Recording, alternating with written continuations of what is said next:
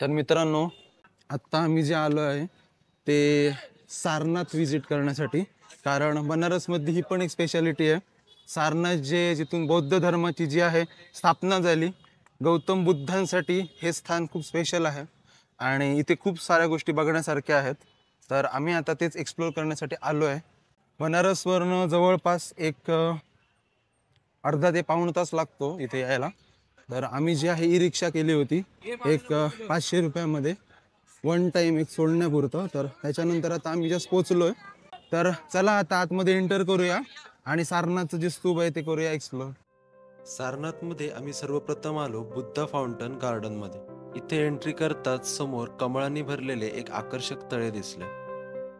तळ्यातील पाणी आणि तळ्याच्या आसपासचा परिसर अतिशय स्वच्छ आणि पाहतच राहावा इतका सुंदर होता.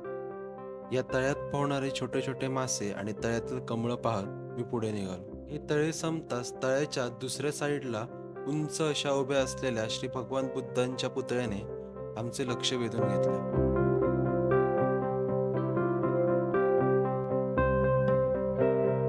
या मूर्तीची उंची जवळपास 86 फूट आहे असं म्हटलं जातं.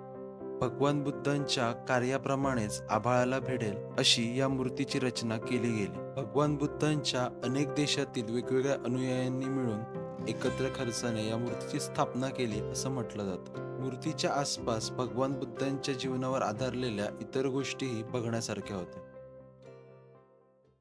बुद्धा फाउंटनला भेट दिल्यानंतर आम्ही जायला निघालो ते जवळच्याच थाय टेम्पलकडे. थाय टेम्पलकडे जातानाच उजव्या दिशेला भगवान बुद्ध आणि त्यांच्या अनुयायांच्या वेगवेगळ्या मुद्रांमध्ये बसलेल्या ध्यानमूर्ती दिसल्या. सोनेरी कलरमध्ये असलेल्या या मूर्तीस खूप विलक्षण भासत होत्या.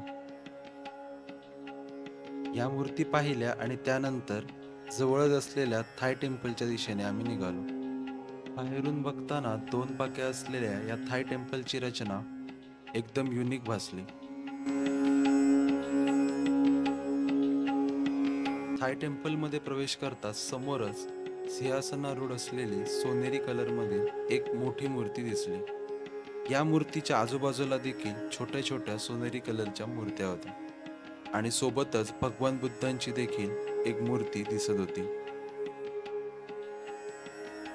थाय टेम्पलमधील मूर्तींचे दर्शन घेऊन झाले आणि त्यानंतर आम्ही या मंदिराच्या आसपासचा परिसर निहाळण्यासाठी निघालो. इथे समोरच आम्हाला दिसली एक उभी असलेली सोनेरी रंगातील अशोक स्तंभाची प्रतिकृती. एवढेच नाही तर भगवान बुद्धांची ध्यानमुद्रेतील एक मूर्ती आणि अजून एक पांढऱ्या रंगातील अशोक स्तंभाची प्रतिकृती पाहायला मिळाली. या बागेतल्या सर्व गोष्टी निहाळून पाहिल्या आणि त्यानंतर आम्ही पुढे जायला निघालो. तर मित्रांनो, अशा प्रकारे जे आहे सारनाथ इथल्या वास्तूला आपण भेट दिली आणि बघितलाच असेल तुम्ही जे आहे प्रॉपर इथला जो मेन स्टॅच्यू आहे आणि इथलं जे गार्डन आहे खूप छान आहे. संपूर्ण परिसर अतिशय म्हणजे सुंदर आणि बघण्यासारखं आहे. तर तुम्ही आलात तर नक्की मस्ट विजिटेड आहे सारनाथची टूर. सारनाथमध्ये तुम्ही बऱ्याच गोष्टी करता येतात. सारनाथमधले हे मेन जे आहे गार्डन आहे, त्याच्यानंतर या साईडला पलीकडे जे आहे ते तुम्ही म्युझियमला भेट देऊ शकता. म्युझियममध्ये ठराविक एंट्री फी असेल ती देऊन तुम्ही तिथे पण सगळी माहिती घेऊ शकता. तर हा जो सारनाथचा मेन गार्डन आहे तुम्हाला शूटिंग आणि फोटोग्राफी अलाउड आहे, त्यामुळे तुम्ही इथे फोटोग्राफी पण करू शकता, शूटिंग पण करू शकता. तर आता आम्ही जे आहे सारनाथमधल्या या वास्तूला भेट दिल्यानंतर चाललो आहे समोरचं म्युझियम आहे ते बघायला. तर चला म्युझियम जे आहे ते एक्सप्लोर करूया. बुद्धा गार्डन एक्सप्लोर करून झाल्यानंतर आम्ही पोहोचलो थेट सारनाथ म्युझियमच्या दिशेने. या म्युझियममध्ये प्रवेश करताच समोरच एक कलादालन आहे. या कलादालनामध्ये गेल्यानंतर तुम्हाला बुद्धिझम मधील वेगवेगळ्या प्राचीन शिल्पकला, मुखपट्ट तसेच इतर पुरातन बांधकामाचे अवशेष तुम्हाला पाहायला मिळतात. उत्खननात मिळालेल्या या प्राचीन गोष्टी खूप छानपणे मेंटेन करून ठेवलेल्या दिसतात. या म्युझियम मधील कलादालन जितकेच आकर्षक आहे तितकीच या म्युझियम समोरची बाग देखील अतिशय सुंदर आणि विस्तृत अशी पसरलेली होती. ही बाग जवळून पाहिली आणि त्यानंतर मुख्य प्रवेशद्वारातून म्युझियमच्या आतमध्ये गेलो. म्युझियम मध्ये प्रवेश करताच समोरच अशोक स्तंभाची उत्खननात सापडलेली ओरिजिनल प्रतिकृती तुम्हाला पाहायला मिळते आणि यासोबतच भग्नावस्थेत असलेले अशोक चक्राचे अवशेष देखील पाहायला मिळतात. या म्युझियममध्ये इतर अनेक गोष्टी देखील उत्खननात सापडल्यामुळे त्यांचे काहीसे भाग मिसिंग आहेत. परंतु त्या तितक्याच मेंटेन करून ठेवलेल्या आहेत, जेणेकरून येणाऱ्या अनेक पिढ्यांना वर्षानुवर्षे या गोष्टी पाहता येतील. पुढे जाताच इथे पुरातन काळातील हत्यारे तसेच विविध मूर्त्यांचे भाग आणि विविध चिन्हांचे अवशेष संग्रहित केलेले दिसले.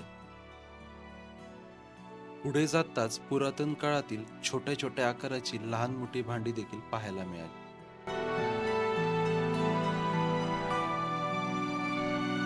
म्युझियम बघत असताना माझी नजर एका मूर्तीकडे गेली. या मूर्तीच्या हातातील त्रिशूळाच्या आकाराचे शस्त्र पाहून ही मूर्ती भगवान शंकरांचीच असावी असा आभास झाला. या म्युझियममध्ये भगवान बुद्धांच्या अनेक वेगवेगळ्या ध्यान मुद्रेतील मूर्त्या तसेच पुरातन काळातील सोन्याचा हार व इतर दागिने देखील पाहायला मिळाले. म्युझियम मधल्या सर्व गोष्टी निहाळून पाहिल्या आणि त्यानंतर आम्ही पुढे जायला निघालो. मित्रांनो, सारनाथ इथलं जे गार्डन होतं ते बघून झाल्यानंतर आपण म्युझियमला भेट दिली आणि म्युझियमच्या बॅक साईडला तुम्हाला जो बौद्ध स्तूप आहे सगळ्यात मोठा, तर त्या स्तूपाचा तुम्हाला टॉप दिसतो.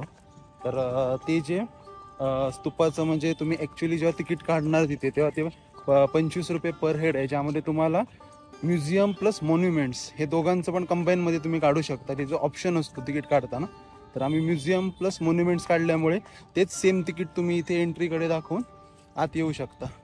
तर आता आम्ही आलो आहे म्युझियम पाहिल्यानंतर मॉन्युमेंट्स जे आहेत ते आणि स्तूपा जो आहे तो पाहण्यासाठी. मित्रांनो, सारनाथ येथील अनेक वैशिष्ट्यांपैकीच एक वैशिष्ट्य म्हणजे हे बौद्ध स्तूप. ही भव्य असलेली बौद्ध स्तूप लांबूनच लक्ष वेधून घेते. या स्तूपेची उंची जवळपास 600 फूट आहे.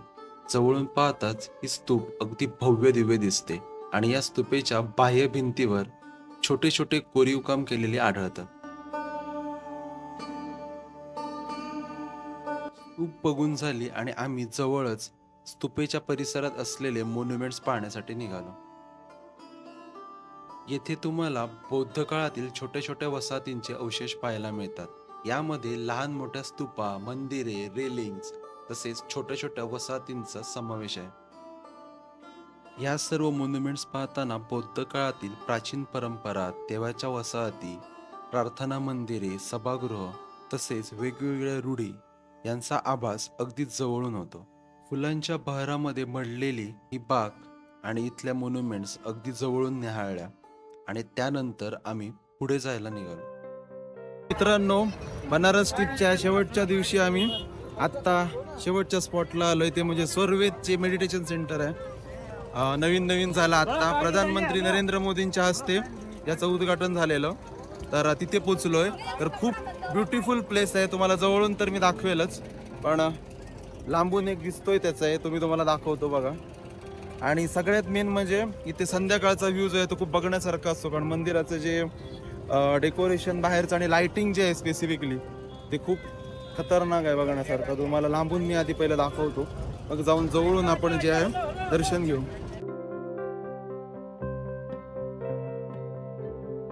पासून अराउंड एक 20 ते 25 मिनिटं लागतात ऑटोने यायला. तर आत्ता आम्ही जस्ट पोचलोय एंट्रन्स पाशी, बघू शकता. आणि इथून आता आम्ही चाललोय.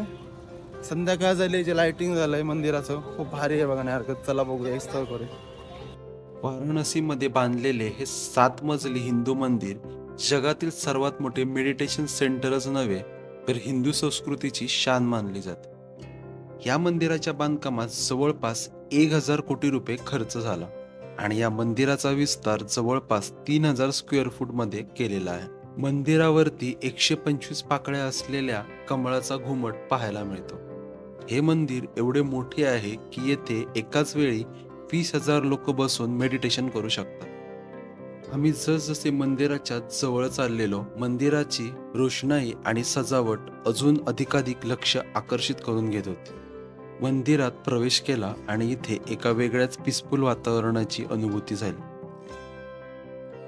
या मंदिराचा युनिकनेस म्हणजे इथलं नक्षीकाम.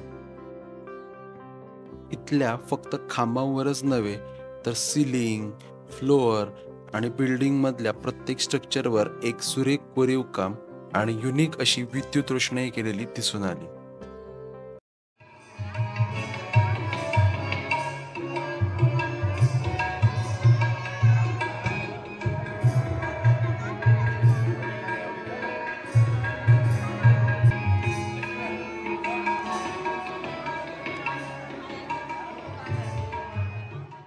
या मंदिरातील ध्यानमय वातावरणात काही काळ बसलो आणि आता वेळ झाली होती परतीच्या प्रवासाची. आमच्या बनारसच्या भेटीमधील हे शेवटचे ठिकाण होते. खरं तर बनारसमध्ये यायची माझी ही पहिलीच वेळ आणि त्यात 3 दिवस कधी गेले कळलंच नाही. इथल्या सर्व गोष्टींचा लाईव्ह आणि लाईफ टाईम एक्सपिरियन्स घेऊन मी जाणार होतो. बनारसच्या या 3 दिवसांच्या ट्रिपमध्ये अनेक गोष्टी एक्सपिरियन्स तर करायला मिळाल्याच, परंतु भारताच्या प्राचीन संस्कृतीचा इतिहास देखील अगदी डोळ्यांसमोर पाहायला मिळाला. खरंच बनारसची ही ट्रिप खूप अविस्मरणीय होती.